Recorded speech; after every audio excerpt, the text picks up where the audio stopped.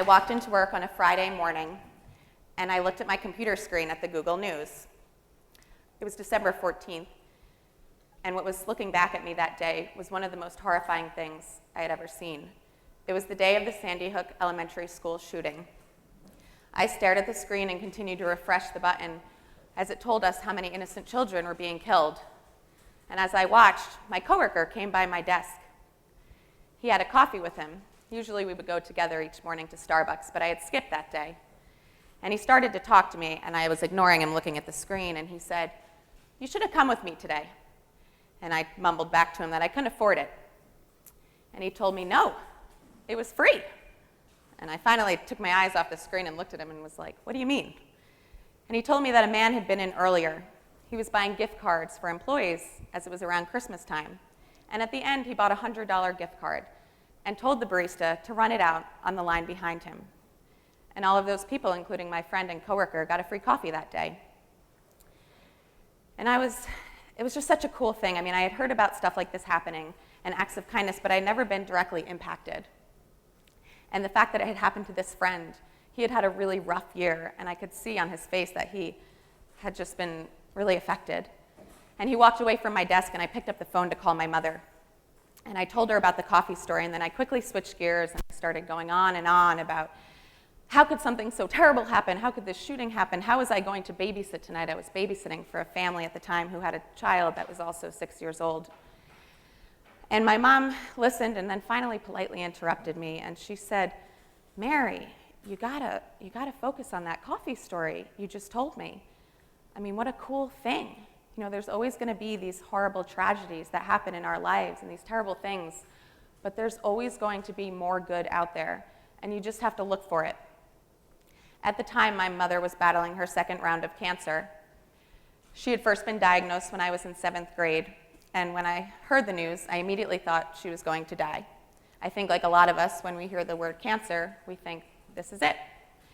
But she fought, and she won. And when it came back 10 years later, I was very naive in thinking it could possibly take her from me. A few days later, I got a text from one of my roommates. She had been a bit overserved at the bar the evening before, causing her to leave her cell phone on the bottom of the cab. Someone found it, charged it because it was dead, and they used the Surrey button to call her last contact. They ended up returning it to our apartment that evening, and when she was profusely thanking him and offering him some money, he declined and said, "Us New Yorkers gotta stick together." I thought about her story, and then I started to think about the coffee guy, and I began to wonder how many stories were out there like these ones, how many acts of kindness existed that we weren't getting to hear about more. I met up with my friend Laura that night, and we made a plan. She had gone through a really bad breakup, and I was having a lot of trouble coping with my mother's illness. So we decided we would start a project focusing on these stories. We asked people to email acts of kindness stories into us, and she mentioned we could call the project the Gratitude Project, with 2 T's, like attitude, a way of life, or behavior. We created the Facebook page, and we launched it on Valentine's Day of 2013. 11 days later, my mother came into the city for what I thought would be a routine surgery. A few hours later, my father and I were sat down in a room, and a doctor walked in and told us she had a few hours, maybe days, left to live. It was the worst moment of my life. In fact, in that moment, my father, a man still very much in love with his wife as he was the day he married her 40 years earlier, promptly passed out. And I sat there. The doctor looked at me, and I stared back at him blankly. The next few days consisted of family members arriving. My sisters, my brother, aunts, uncles, cousins, my grandmother, all assembled into the waiting room at Sloan Kettering in New York, waiting, scared, and feeling pretty hopeless. After the initial 24 hours, I opened up my personal email to let work know I wouldn't be in. And I found an email from a family friend, and I thought maybe she's checking in with what's going on, and I opened up her email, and it was a story. She didn't know the project email address, so she had sent it into my personal email, and the project at that point was the furthest thing from my mind. But I read her story that day in the waiting room, and I cried, and then I shared it with my family. The girl who had sent it to me had lost both of her parents and was an only child and had amazing jobs, traveling the world, doing great things, and was always focusing on the experiences and kindness that she got to receive. At the end of that week, my mother passed away, and in that moment, I made a decision. I wanted to do something to honor her. I wanted to create something as a reminder of hope in these waiting rooms, compile these stories. I didn't know exactly how or what I was going to do, but I thought about what she had said to me on December 14th. There's always going to be more good out there. You just have to look for it. So I decided I would take her car and I would drive to every state in the country looking for good. I would compile the stories into a book that I would then donate to hospital waiting rooms. I created a video on Facebook with one of my friends, Jack, who helped me out, and I explained my mission, and I asked people if they had an aunt in Texas or a cousin in Idaho or a college roommate in Pennsylvania that they thought would let me crash on their couch during my mission to help me budget. And then I waited. People started tagging friends, emails started arriving, texts poured in, and I thought, shoot, I really have to do this now. So on October 29th, 2016, I packed up my old Subaru Outback that my mom used to drive with most of my life in it, and I said goodbye to some family and friends and got on the Orient Point Cross Sound Ferry for free thanks to the kindness of one of the men that works there named Andy. The first night, I stayed with complete strangers. The girl had reached out to me via Facebook after she saw my video that I had shared. She told me that she'd love to host me. Her and her fiance worked in the medical field, and they made me a big steak dinner. They invited their friends over so their friends could share some stories with me and put me up in their lovely guest room. I had reached out to a cafe in the town, asking them if they wouldn't mind help spreading my mission, and I would sit in their coffee shop, and if they had customers that had stories, they could come over and tell me. But the cafe managers were away that week, and when they got my email the last day I was there, they wrote back and said, "We're so sorry, but if you could still come in, we have something for you." I stopped by that day, and they came out with 2 big bags, a bag of water and healthy snacks for me to have in the car, and then another bag of their signature packaged coffees, about 20 bags of coffee that they explained were for me to give my hosts, something to give back to them. They weren't just thinking of me, they were thinking of the people that were also thinking of me too. The next day, I met with a woman at a coffee shop. We sat down, and she told me all about the kindness she had experienced from a nurse during her time in the ICU with her husband, who had recently passed away. She went on and on about how great this woman had been to her, and I thought, it was just humbling to hear her speak. I mean, she was a widow now of 3 young daughters, had just lost her high school sweetheart, and she was able to sit there with a complete stranger and focus on all of this good. I've driven to 22 states so far. I've stayed in 74 different hosts' homes. Elder couples in retirement communities, 20-somethings, people who don't know me at all and leave a key under their flower pot for me in case I arrive to their home before they get off of work. I am greeted with open arms, sometimes a glass of wine or a gas card or things that I might need along the journey. Someone helped me rotate my tires, change my oil. One person even got my car washed. I began this journey with the knowledge that there was more good out there. I knew what I wanted to prove, but I have been blown away by what I've seen and experienced. And it's not to say that I haven't seen the bad too. I remember the 3rd state on my journey was Maine, and I arrived to Portland. The Portland Press-Herald helped me put a little article out there to connect to their community, explaining my mission and telling people to reach out if they had a story. A man commented underneath the article, "Wow, she must have got a lot of money from her dead mom. Must be nice to just drive around for fun and not have a job."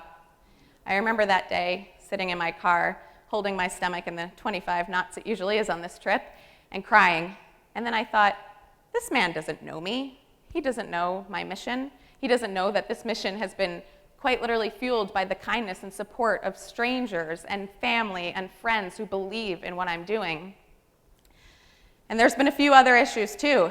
I've had some car issues, of course, but it's safely tucked away right now. I flew here. It's tucked away in a nice stranger's home garage in Utah, and it's still going.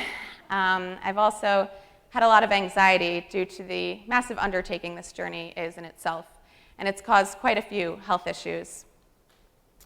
I actually arrived to my home in DC, in my host's house, and I had been sick for the last few weeks at that point. Staying in strangers' homes sick isn't always that fun.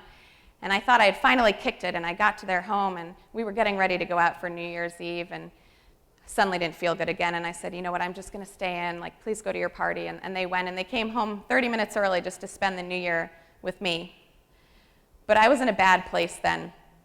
I was feeling really low. It was cold. I was exhausted from the journey and moving. And I was discouraged because I had tried to reach out to a lot of people in DC, and the papers weren't really picking up. It was nearing the inauguration, so they were very busy. And my host had reached out to her own neighborhood and explained, this girl was here. If you want to meet her and tell a story, please stop by or email her. And no one replied. I figured DC's not a state, so maybe I'll use this time to catch up on my wedding photography business. I had a lot of brides hounding me at the time, and I thought, maybe I'll just focus on my work this week. And on the last day in DC, I got an email from a woman. She was in the Peace Corps, and she wanted to meet.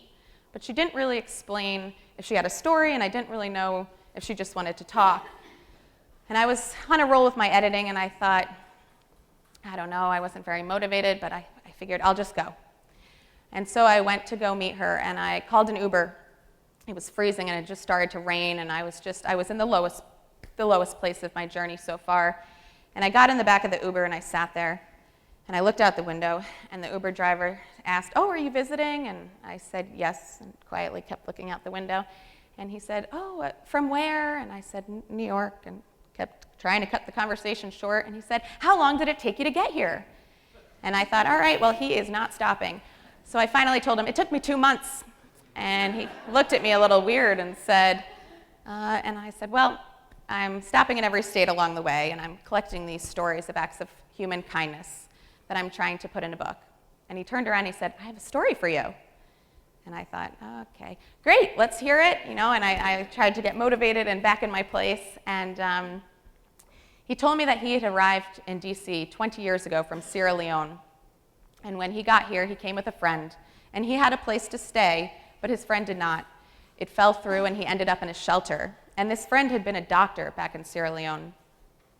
And he was in his shelter, and he couldn't get any work there in DC, and he finally got a job doing a newspaper route. And every day from 4:30 till 7:30 in the morning, he would throw newspapers on the lawns of wealthy homeowners in Georgetown.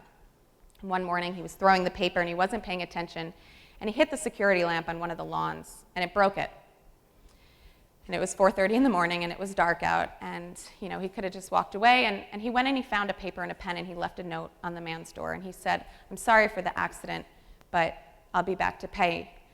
And a few hours later, when he returned, that man was just getting home from a business trip. He had already seen the note, and when the guy arrived, he invited him in, and he offered him a cup of coffee. And they started talking. And he found out that this man had traveled here, and he used to be a doctor, and he was struggling, and long story short, he ended up putting this man up in a studio apartment and putting him through medical school. My driver's friend is now a doctor in DC. I sat in the back of that car that day and didn't know what had just happened. I was in the lowest place possible, and this beautiful, inspiring story had just landed right in my lap. And he kept talking, and he told me, it's because he did the right thing. He did the right thing with his heart. He didn't have to leave that note. He could have walked away, but he didn't. And he pulled up to the curb, and he turned around, and he looked right at me, and he said, it's just like what you're doing. The most important work you'll ever do is the work you do with your heart. And then he turned back around and said, have a nice day, and started to drive away. And I got out with tears rolling down my cheeks and had to completely compose myself before I went into the coffee shop that day.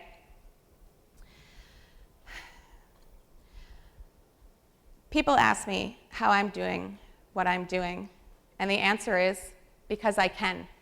The thing is, we all have an important role. We just have to figure out what it is. I can drive around hearing these beautiful stories and seeking out the good because I've seen it. I've experienced it. But it's not as easy for me to walk into a hospital and donate my kidney to a complete stranger, as in Virginia Beach, where I met a woman who did such a thing. She was sitting in a class one day, listening to her students speak. She overheard one of the students talk about how her aunt was on dialysis and needed a kidney. That day, after school, she went to the hospital. She got tested, and she was a match. A few weeks later, she donated her kidney to her student's aunt, a woman she had never even met before. The thing is, the smallest acts of kindness are sometimes the most impactful. I met a woman in Santa Fe who was at a grocery store once. She told me about a man she had seen who looked a little sad. She smiled at him, and a few minutes later, when she was packing up her groceries, he walked over and he handed her a candy bar and thanked her, simply because she had smiled at him. It makes you wonder how many of us are out there that haven't even been noticed or smiled at all lately that would be so impacted by such a small act. To think that all we have to do is change our facial expression to make a difference in another person's life. It's that easy.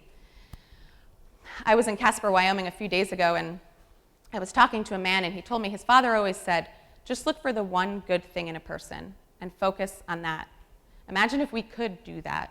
There was a moment during my journey where I couldn't find a host in one of the states. I met a man on the street one day, and we started talking, and he said, I know a great girl there. I'll give you her number. I got her number, and I talked to her for 20 minutes that afternoon. She gave me the lock code to her home, and she told me I could stay as long as I needed to, and she would help me with my project, collecting stories. When I arrived there, I began chatting with her, and I asked her, how did you know this guy that recommended you, thinking maybe they were high school friends or college friends? She told me she didn't. I looked at her a little weird, and she said, well, I met him on Tinder. We both swiped right, but we never met in person. And I thought, oh, this feels a little dangerous. But we had an amazing week together. She was an incredible person, and we got to know each other, and I came to find out that she had had a really, really bad upbringing, and there was a few years of her life where she was addicted to meth. And she had come out of it. She had an amazing job now. She was passionate about her work and incredibly smart. And I sat there and I thought, had I known that she was swiping right on this random guy that I barely knew on Tinder, or that she had been a meth addict, I would have never stayed with her. But because I didn't have the opportunity to judge that, because all I knew was a 20-minute conversation where she was extremely kind and trusting and welcomed me in her home, and her smile, I had an amazing experience. It is nearly impossible to condense the last 11 months of driving across the US and staying in strangers' homes. But if I can leave you with one thing today, it is that there is a lot of hope in America. There is an unfathomable amount of kindness that I have seen. And when we put our fears aside, when we connect to strangers, when we smile at the people next to us or put away our judgments, it opens up a door into an entirely different way of life. Small acts are doable. We are all capable of them. And some of the smallest acts can have the largest impact on someone else's life, whether it's buying a coffee for a stranger, or helping someone on the side of the road, or smiling, or donating a kidney. These are all moments where our heart is at work. And like the Uber driver told me in DC that day, at a time during this journey where I needed to hear it more than I can explain to you now, the most important work we'll ever do is the work we do with our heart.